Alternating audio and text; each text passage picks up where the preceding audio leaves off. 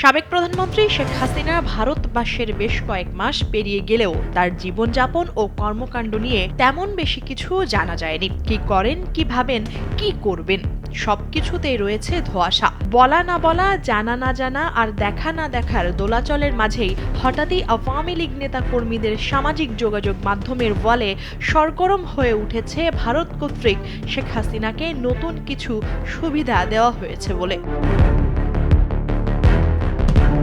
তাদের ভাষ্যমতে ভারত সরকার শেখ হাসিনাকে ফ্রি মুভমেন্ট করার অনুমতি দিয়েছে, অর্থাৎ এখন থেকে তিনি বিশ্বের সকল দেশের সরকারের সাথে যোগাযোগ কিংবা বিভিন্ন মিডিয়াকে বিবৃতি এবং সাক্ষাৎকারও দিতে পারবেন।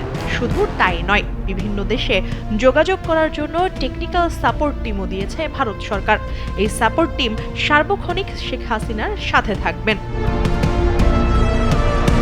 এমন একটি সিদ্ধান্ত ভারত সরকার সত্যিই যদি নিয়ে থাকে, সে ব্যাপারে রাষ্ট্রীয়ভাবে জানানোর কথা। নাগরিক টিভি তো চেষ্টা করছে ফ্যাক্ট চেক করার, কিন্তু ভারতের রাষ্ট্রীয় কোনো ওয়েবসাইট বা জনপ্রিয় গণমাধ্যম যেমন আনন্দবাজার, সংবাদ প্রতিদিন, দ্য টাইমস অব ইন্ডিয়া কিংবা এশিয়ান এজের মতো পত্রিকায়ও এমন কোনো তথ্যের প্রমাণ মেলেনি।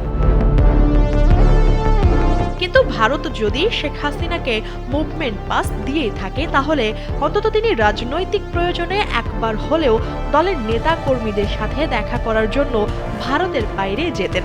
এতদিন পর সুযোগ পাওয়ার পরেও হাত গুটিয়ে নিষ্ক্রিয় হয়ে বসে থাকার মানুষ যে তিনি নন, তা কিন্তু বাংলাদেশের মানুষের ঢের জানা। যেখানে টিডি বা আইসি পেলেই ভারতীয় গণমাধ্যমগুলোতে রব উঠে যেত, সেখানে মুভমেন্ট পাস পাওয়ার পরও কি গণমাধ্যম একটি শব্দ খরচ করেছে? না, কোথাও কোনো গণমাধ্যম এমন কোনো তথ্য প্রকাশ করেনি। সুতরাং ধরেই নেওয়া যায়, দীর্ঘদিন ধরে ক্ষমতার বাইরে থেকে দলের নেতাকর্মীদের আবারও চাঙ্গা করে তুলতে এটা এক নতুন কৌশল।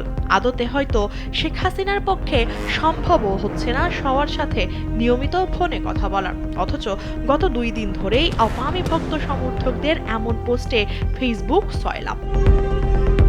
মোদী সরকারের বরাবরই আওয়ামী লীগ সরকারের দিকে দুর্বলতা একটু বেশি, তা মোটামুটি সবারই জানা। কিন্তু তাদের এমন একঘেঁষা স্বভাবের কারণে বাংলাদেশের জনগণের তোপের মুখে ভারত সরকার বহির্বিশ্বের যে সমালোচনা হজম করেছে, তা থেকে নিশ্চয়ই এবার শিক্ষা নিয়েছে বলেই সচেতন মহল ধারণা করছে।